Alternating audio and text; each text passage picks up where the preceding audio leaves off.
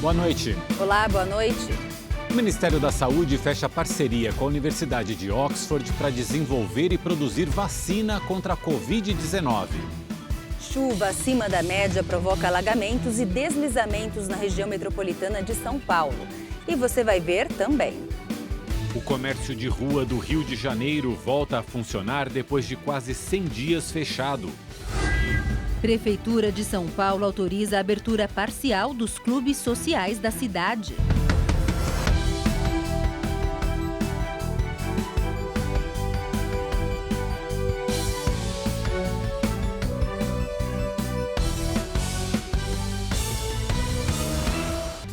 O estado de São Paulo registrou, em menos de 24 horas, um volume de chuva maior que a média histórica do mês inteiro. No interior, houve também um vendaval. O repórter Murilo Rincon tem os detalhes. A chuva só deu trégua na capital paulista e em algumas cidades da Grande São Paulo na tarde de hoje. De acordo com o Centro de Gerenciamento de Emergências Climáticas da Prefeitura de São Paulo, com o temporal que começou na noite de ontem, choveu um acumulado de 57 milímetros, sendo que a média esperada para o mês inteiro era de 50 milímetros. De acordo com os meteorologistas, a chuva intensa ocorreu devido à primeira onda de frio do inverno. Uma frente fria avançou sobre o litoral paulista e organizou uma extensa área de instabilidade que veio do Paraná e atravessou grande parte do estado de São Paulo até chegar à capital paulista, entre a noite de ontem e a madrugada de hoje. A chuva constante causou alguns problemas, principalmente na região metropolitana de São Paulo, onde foram registrados deslizamentos e pontos de alagamento. Em Carapicuíba, um deslizamento provocou a queda de um muro sobre um caminhão que estava estacionado na rua. A estrutura do baú do veículo ficou totalmente retorcida. A Defesa Civil interditou a via para retirar os destroços. O solo encharcado também provocou o deslizamento de um barranco em Franco da Rocha. Famílias precisaram ser retiradas de casa por risco da estrutura desabar. Em Presidente Prudente, no interior de São Paulo, além da chuva, um vendaval também destruiu a fachada de uma farmácia e deixou a população assustada. Na capital paulista, um vídeo que circula nas redes sociais mostra cachoeiras que se formaram no teto do hospital de campanha do AMB, que atende pacientes com Covid-19. Apesar dos transtornos na capital e interior, segundo o Corpo de Bombeiros, não houve feridos. Para os próximos dias, a previsão é de que a chuva diminua gradativamente e o sol volte a aparecer entre nuvens, favorecendo a elevação da temperatura. Em nota, a Prefeitura de São Paulo informou que o vazamento de água no hospital de campanha do AMB ocorreu numa área que não está em funcionamento e que nenhum paciente foi prejudicado. Segundo o texto, o atendimento prossegue normalmente e uma equipe técnica já fez os reparos no teto. 6,5 milhões de pessoas nascidas nos meses de janeiro e fevereiro receberam hoje uma nova parcela de R$ 600 do auxílio emergencial. No caso das famílias chefiadas por mulheres, o valor é o dobro. Os recursos foram depositados pela Caixa Econômica Federal na poupança social digital dos beneficiados que não fazem parte do Bolsa Família. Até o próximo sábado, a Caixa deve depositar o auxílio emergencial para mais de 40 milhões de pessoas, totalizando quase 26 bilhões de reais. E você que ainda não assinou o Rede TV Plus, fica ligado que tem um grande sorteio neste domingo. Será sorteada uma BMW X1 0 km. Fique atento à programação e interaja com a gente. Agora ficou ainda melhor assistir à Rede TV. Você pode participar de maneira interativa dos programas e ainda concorre a um festival de prêmios. Tem smartphones e até carros. Para saber mais e participar é fácil. Todas as informações você encontra no site redetvplus.com.br. O presidente Jair Bolsonaro visitou neste sábado o batalhão Mauá do Exército na cidade de Araguari, no interior de Minas Gerais. Essa unidade é especializada em construção de ferrovias e rodovias. O presidente chegou à cidade mineira por volta das 10h30 da manhã. O helicóptero precisou descer no posto da Polícia Rodoviária Federal da BR-050. Acompanhado por deputados, pelos ministros da Infraestrutura, Tarcísio de Freitas, e da Defesa, Fernando Azevedo e Silva, Bolsonaro foi recebido por dezenas de apoiadores e ficou por alguns minutos no acostamento da estrada, acenando para os veículos que passavam pelo local. No início da tarde, o presidente participou de um evento no Batalhão Ferroviário Mauá. A unidade de engenharia do Exército, que é especializada em construção de ferrovias e rodovias, está sendo reformada. Durante a visita, que não estava na agenda oficial, o presidente não deu entrevistas. O Brasil fechou parceria com a Universidade de Oxford e a farmacêutica AstraZeneca para participar do desenvolvimento e produção da vacina contra o coronavírus. Se a eficácia da vacina for comprovada, 100 milhões de doses podem ser produzidas por aqui. A parceria foi anunciada neste sábado pelo Ministério da Saúde. O acordo prevê que o Brasil receberá os insumos para a produção da vacina contra o coronavírus e também terá acesso à tecnologia necessária para a fabricação do produto. A iniciativa, assim, não apenas garante que teremos o produto à disposição, mas nos dará autonomia na produção. Isso significa que o Brasil busca evitar situações como ocorrido no início da pandemia. Naquele momento, a alta demanda mundial não nos permitiu que tivéssemos acesso em tempo adequado a insumos e equipamentos. Detendo a tecnologia, estaremos eliminando também as margens de lucro exorbitantes aplicadas durante a pandemia. Na primeira fase do acordo, o país comprará insumos para a produção de 30,4 milhões de doses da vacina, que serão entregues em duas partes. A primeira em dezembro deste ano e a outra em janeiro do ano que vem. Um custo inicial de 127 milhões de dólares. Se a eficácia da vacina for comprovada, o país passará para a segunda fase do acordo, quando serão recebidos os insumos para a fabricação de mais de 70 milhões de doses da vacina, a um custo de $2,30 por cada dose. O Ministério prevê que, inicialmente, a vacina será aplicada para aqueles que fazem parte dos grupos de risco, como idosos e pessoas que têm problemas respiratórios e profissionais da saúde. A vacina da Universidade de Oxford é uma das mais adiantadas entre as pesquisadas no mundo inteiro. Ela já está na fase 3, a última de testagem, quando a imunização é aplicada em humanos. Voluntários de São Paulo fazem parte dessa etapa dos testes. O governo considera que é necessário assumir o risco da pesquisa diante da urgência por uma vacina contra o coronavírus.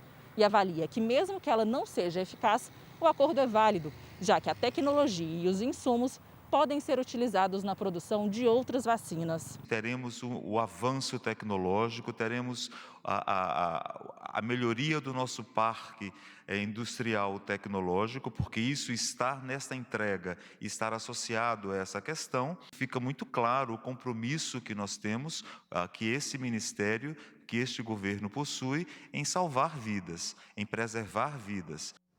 O prefeito de São Paulo, Bruno Covas, anunciou a reabertura de clubes sociais e do Centro Paralímpico.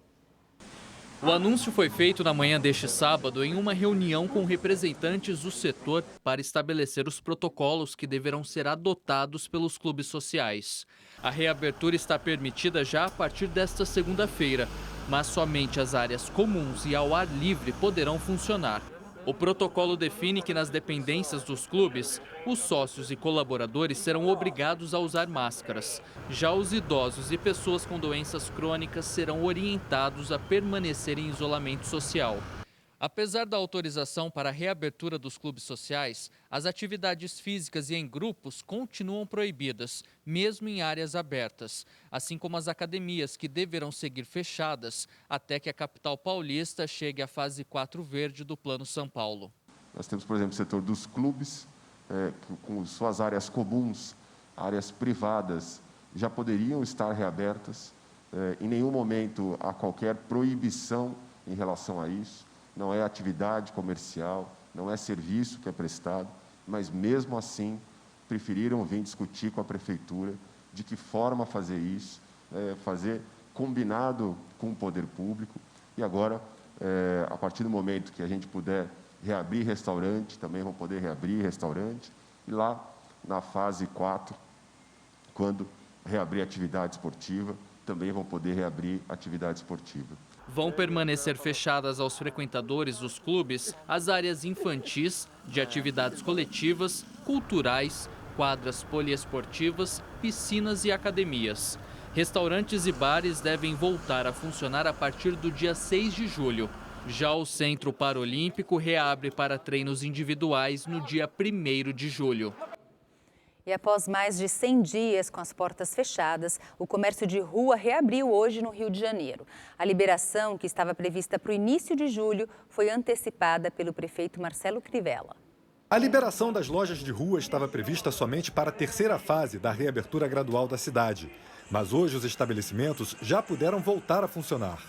Mesmo assim, nem todas as lojas da Saara, o maior centro de comércio popular da cidade, abriram. Mas quem conseguiu retomar o trabalho seguiu as orientações da prefeitura. O álcool em gel foi disponibilizado pelos lojistas. O uso da máscara também foi respeitado.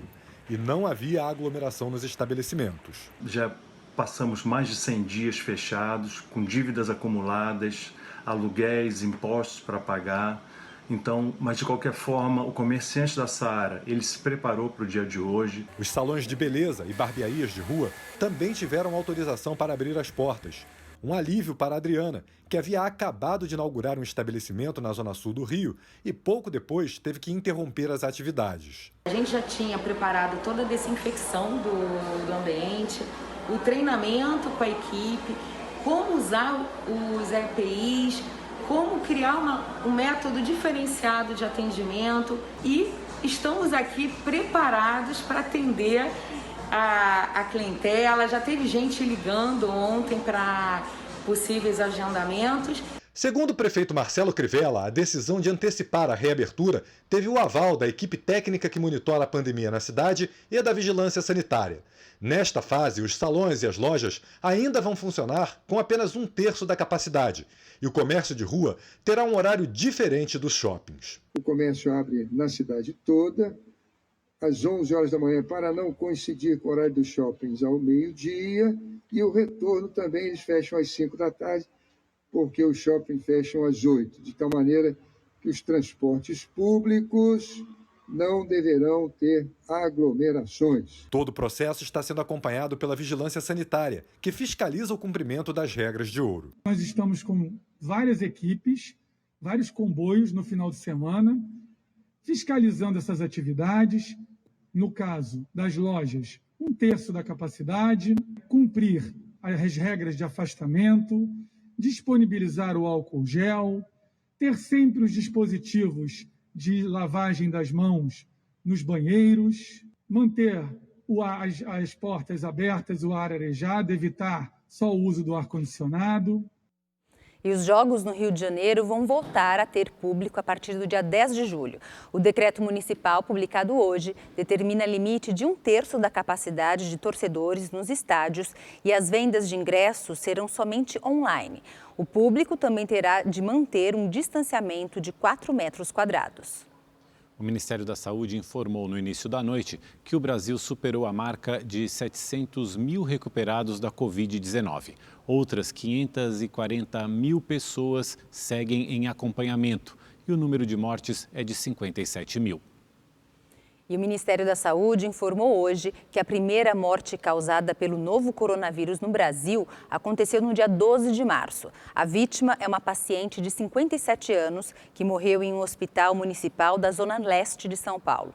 Antes, a pasta acreditava que o primeiro óbito era de um homem que faleceu em 16 de março. A data da primeira morte foi revista após a conclusão de exames laboratoriais.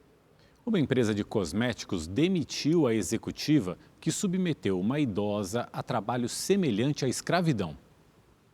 A empresa fez o comunicado através das redes sociais e afirmou que está se mobilizando para prestar acolhimento à vítima.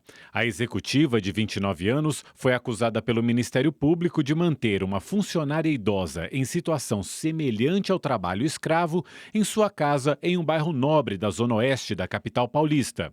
A executiva chegou a ser presa, mas foi liberada após pagar fiança. A idosa dormia em um sofá velho, sem receber alimentação, sem salário regular e estava sendo vítima de agressão. A família vai responder por omissão de socorro, abandono de incapaz e por redução à condição análoga à de escravo. E 3 procuradores que atuam na força-tarefa da Operação Lava Jato em Brasília decidiram deixar o grupo por divergência da Procuradoria-Geral da República com a força-tarefa no Paraná. O pedido teria sido motivado por uma suposta tentativa da coordenadora da Lava Jato na PGR, a subprocuradora Lindora Maria de Araújo, de acessar dados sigilosos das operações nos estados. Em nota, a PGR informou que a visita da subprocuradora ao Paraná não buscou o compartilhamento de dados, mas a obtenção de informações globais. Diz ainda que o encontro foi marcado previamente e que estranha a reação dos procuradores. O jogador Henrique, do Cruzeiro, segue internado em observação em um hospital de Belo Horizonte após sofrer um acidente de carro.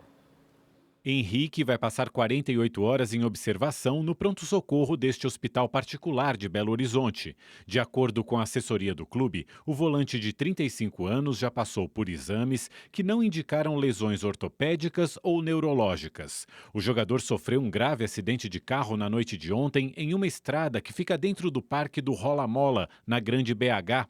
O veículo caiu de um penhasco com cerca de 200 metros de altura. O resgate dos bombeiros levou cerca de 3 horas e foi preciso usar técnicas de rapel. Henrique foi retirado consciente pelo teto solar do carro e apresentou apenas escoriações. Após uma rápida passagem pelo Fluminense, o jogador retornou ao Cruzeiro na última quinta-feira e participou de uma transmissão que o clube fez nas redes sociais. As causas do acidente vão ser investigadas. O Rede TV News fica por aqui. Obrigado pela companhia, uma ótima noite e bom fim de semana. Uma ótima noite para você e até a próxima.